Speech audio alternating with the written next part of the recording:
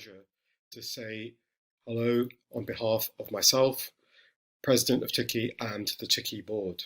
However, I confess to being extremely sad that I cannot be with you in Gijón in 2020 for the Incuna Congress. This is because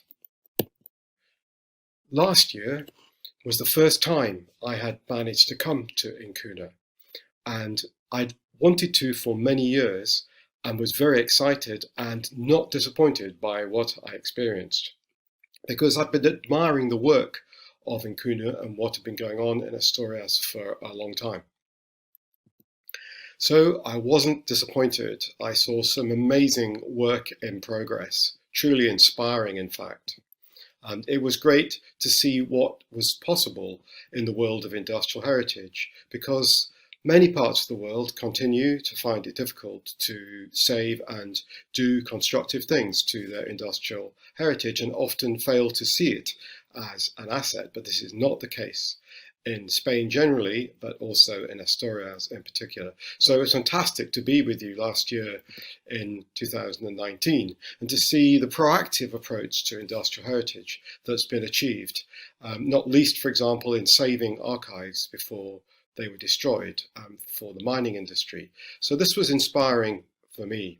There were also some amazing tours, and I wish you luck with organising these this year, but a truly marvellous experience being able to travel with such an interesting range of people. Great papers, great presentations as well. So it really was a special experience for me, and I was sincerely hoping to be with you this time round. And of course, just to stress, there were some unexpected delights as well, and I will never forget the ceramics factory in Galicia, which had some really wonderful and particularly strange surprises.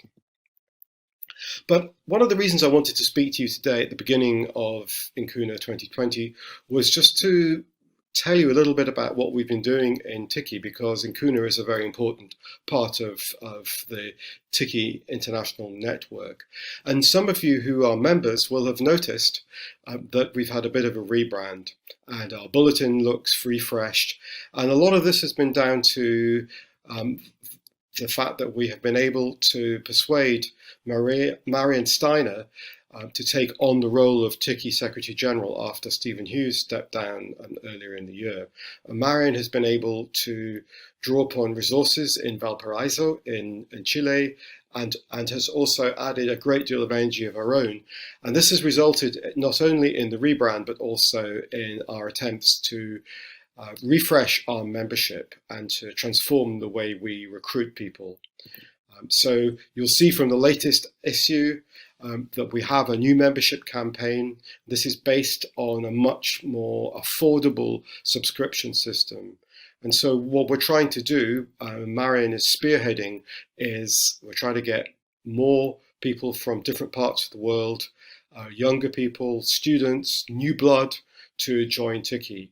And we urge you to help us do that, not only by renewing if you have not renewed already, but also getting other people to join. And one of our big aims is to reach those parts of the world that we've never reached before. So if you can help us do this, and Incuna has a fantastic global network, then we would be deeply grateful. And we think there's a lot that we can do by working in partnership to expand our global reach and do a lot more for industrial heritage on the world stage. So that's very exciting. Talking about the world stage, one of the good things about the COVID-19 pandemic has been the explosive empowerment that has happened through social media. And this took on a particular edge with the work of Francesco Antoniol, who had the brilliant idea of launching a COVID-19 aftermath Facebook page and had an event, and that drew a lot of us together and helped us realize what's out there and how many brilliant people are doing amazing things for industrial heritage, again, which should allow us to further develop our global network. An example is the Industrial Culture and Photography Facebook page by Victor Matcher. Some of the stuff on there is truly amazing, but there's a whole raft of amazing websites. So in addition to TICCIH itself, there are many other national sites, Brazil, India, and so on, and lots of specialist ones like water towers, if you're into those, and industrial heritage and art. So some truly magical stuff going on. And one of my hopes is that we'll be able to tie a lot of this together and weave TICCIH and of course Incuna into this wider industrial heritage fabric. So that's very exciting. We've also been working actively on advocacy, because there's a lot of threatened industrial heritage out there, whether it be museums in Sydney, in Australia, the Powerhouse, or this extraordinary, beautiful fish-bellied steel railway bridge near Wrocław in Poland, which came under threat. Believe it or not, this was going to be blown up as part of the latest Mission Impossible film. But thanks to Piotr Gerber of TICCIH Poland, we managed to get involved, and a TV campaign ensued, and this is the first time I can say that a letter I have written has appeared on television.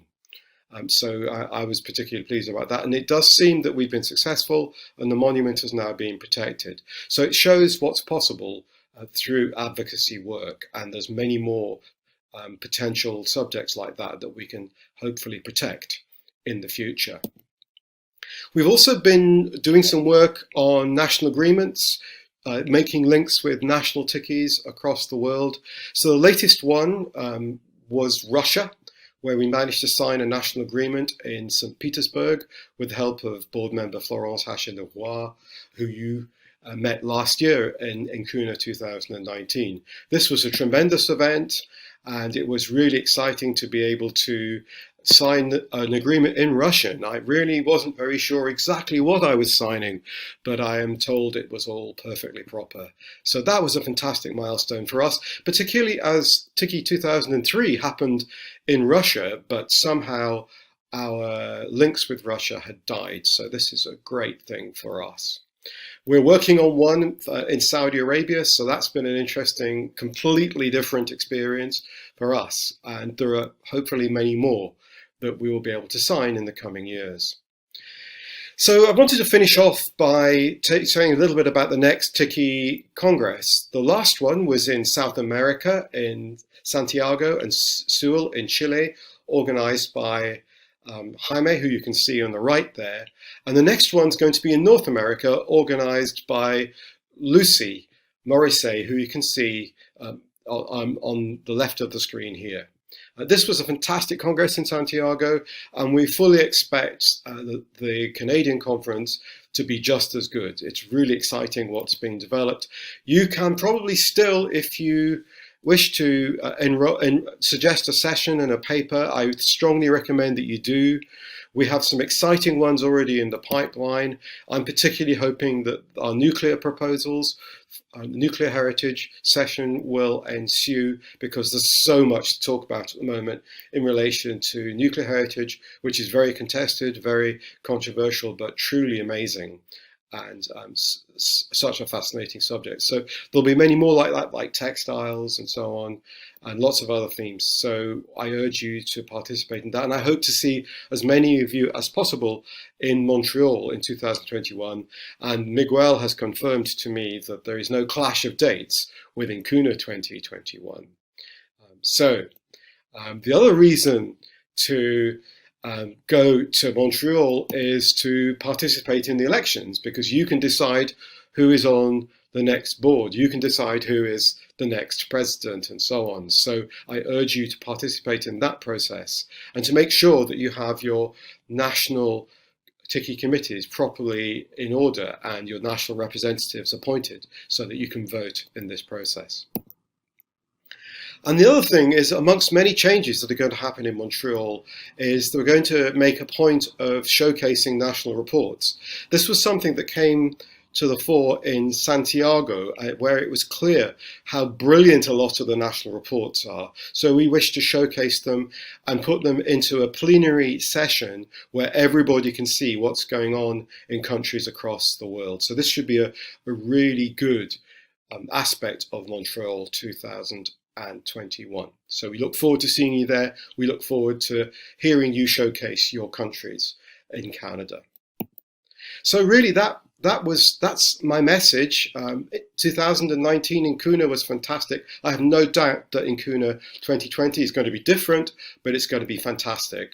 And although I can't be with you this time, I'm very much looking forward to coming to Incuna in 2021. Thank you very much. Have a great conference.